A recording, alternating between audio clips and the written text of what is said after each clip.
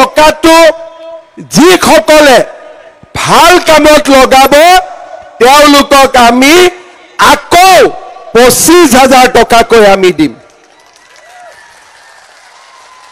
কিমান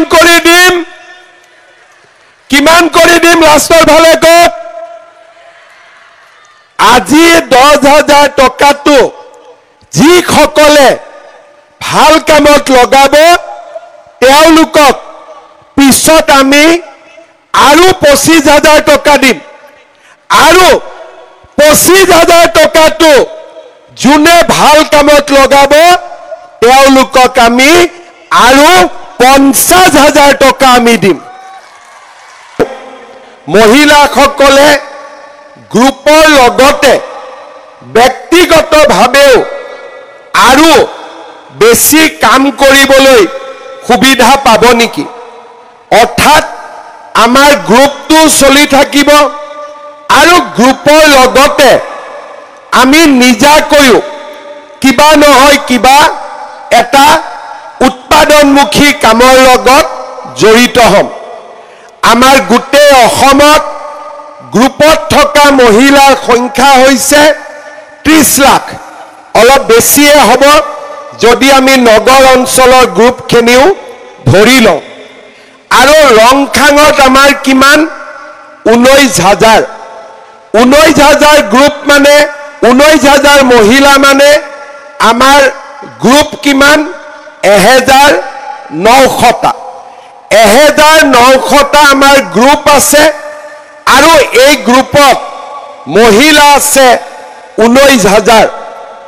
এই 19,000 মহিলা যদি সকলোৱে কিবা নহয় কিবা ঘৰত কাম কাজ আৰম্ভ কৰে, মৌমাখি পুহিলো, গাহৰি পুহিলো, গাই গৰু ৰাখিলো, বা মোৰ স্বামীৰ যি ব্যৱসায় হাজবেণ্ডৰ যি কাম তাতে অলপ সহায় আগবঢ়ালো, বা মই পোৱা টকাখিনিৰে আমি গোটটোক বা আমাৰ গ্ৰুপটোক সেলফ হেল্প গ্ৰুপটোক আৰু বেছি শক্তিশালী কৰিলো।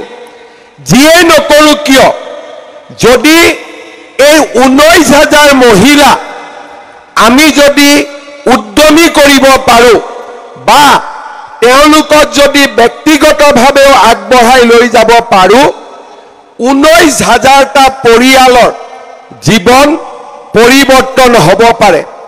কাৰণ আমাৰ মহিলাসকলে যেতিয়া ঘৰৰ উপাৰ্জনক বৰঙণি আগবঢ়ায়, ঘৰৰো পৰিৱৰ্তন হয়, সমাজৰো পৰিৱৰ্তন হয়। মই অলপ আগতে দুৰ্গা পূজাৰ নাম উল্লেখ কৰিছিলোঁ। দুৰ্গা মানে কি? মাতৃশক্তি। মাতৃশক্তি মানে হ'ল নাৰী শক্তি। আৰু সমাজত যেতিয়া মাতৃশক্তি বা নাৰী শক্তিৰ জাগৰণ হয় তেতিয়া সমাজৰ পৰিৱৰ্তন হয়। আজিৰ পৰা 15 বছৰ আগতে 10 বছৰ আগতে অসমত যেতিয়া সেলফ হেল্প গ্ৰুপবিলাক নাছিলে, আমাৰ মাসকলে বেংকো দেখা পোৱা নাছিলে। বেংকত পাছবুক কি, একাউণ্ট কি, ভিঅ' কি, CLF কি আমি একোৱেই নাজানিছিলোঁ। কিন্তু মোদীজীয়ে আমাক বেংকৰ একাউণ্ট দিলে, তাৰ পিছত মহিলাসকলক গ্ৰুপত ৰিভলভিং ফাণ্ড দিলে, বেংকৰ লোন দিলে। সপ্তাহত আমি মিটিং পাতা আৰম্ভ কৰিলোঁ। বিভিন্ন মিটিঙত আমাক মাতা আৰম্ভ কৰিলে। আমি ঘৰৰ পৰা ওলাই আহিলোঁ, বহুত কথা শিকিলোঁ আৰু ঘৰলৈ গৈ আমি ঘৰৰ পৰিৱৰ্তনৰ বাবেও কাম কৰিলোঁ।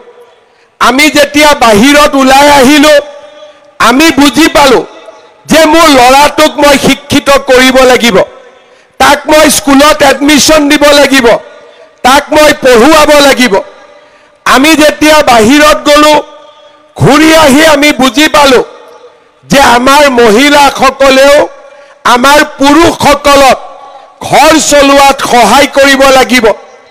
আৰু আজি আপোনালোকে দেখিছে আমাৰ গাঁওবিলাকত নগৰবিলাকত কিমান মহিলাই দোকান দিয়ে, কিমান মহিলাই বজাৰত আহি ব্যৱসায় কৰে, কিমান মহিলাই ঘৰত উৎপাদন কৰে।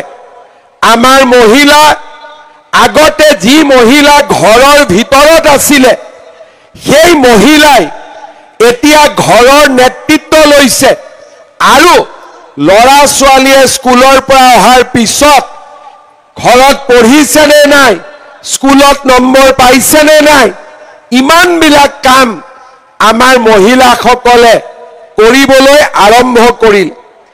মই অনুভৱ কৰিছিলোঁ যে আমাৰ মহিলাসকলক যদি আমি লাহে লাহে সহায় কৰি থাকিব পাৰোঁ, আমাৰ অসমৰ প্ৰতিটো পৰিয়াল উজ্বলি উঠিব, প্ৰতিটো পৰিয়াল আগবাঢ়ি যাব। আৰু ৰংখাঙত আমি যদি 19,000 মহিলাক যদি আমি সহায় কৰিব পাৰোঁ, আমাৰ ৰংখাঙৰ, ডংকামংকামৰ, হামৰেনৰ, বৈঠালাংচুৰ, আমাৰ খেৰণিৰ 19,000, 20,000, 50,000 মহিলা ঘৰখনৰ এটা শক্তিশালী স্তম্ভত পৰিণত হ'ব। আৰু সেইকাৰণেই আমি এই সুন্দৰ মহিলা উদ্যমিতা আঁচনি আৰম্ভ কৰিছিলোঁ। এই মহিলা উদ্যমিতা আঁচনিৰ লক্ষ্য কি? এই মহিলা উদ্যমিতা আঁচনিৰ মূল লক্ষ্য হ'ল আমি আপোনালোকক লাখপতি বাইদেউ বনাব লাগে। অৰ্থাৎ বছৰত আপোনালোকে 1 লাখ টকাৰ ব্যৱসায় কৰিব পৰা হ'ব লাগে। কোনোবাই মনত ভাবিব যে এইটো সম্ভৱ নেকি? আপোনালোকে জানি ভাল পাব যে আজি আমাৰ অসমৰ 8 লাখ মহিলাই বছৰত 1 লাখ টকাৰ ব্যৱসায় কৰে আৰু আমাৰ অসমৰ 1 লাখৰো অধিক মহিলাই বছৰত 10 লাখ টকাতকৈও বেছি ব্যৱসায় কৰে। কোনোবাই পিঠা পনা, কোনোবাই আচাৰ, কোনোবাই কাপোৰ আৰু কোনোবাই মৌমাখি। লাখপতি বাইদেউ হৈছে আৰু মহা লাখপতি বাইদেউ হৈছে।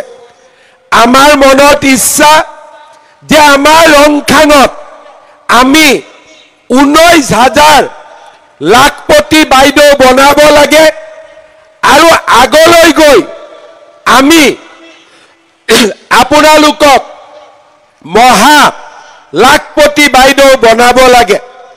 সেইকাৰণে আজি আমি আপোনালোকক ইয়াত মাতি আনিছোঁ। আমি আজি আপোনালোকক 10,000 টকাৰ এখন চেক দিম। এই 10,000 টকাৰ চেকখন লৈ আপোনালোকে সুন্দৰ কৰি কিবা নহয় কিবা এটা ভাল কামত এই টকাখিনি খৰচ কৰিব। ভাল কাম মানে কি?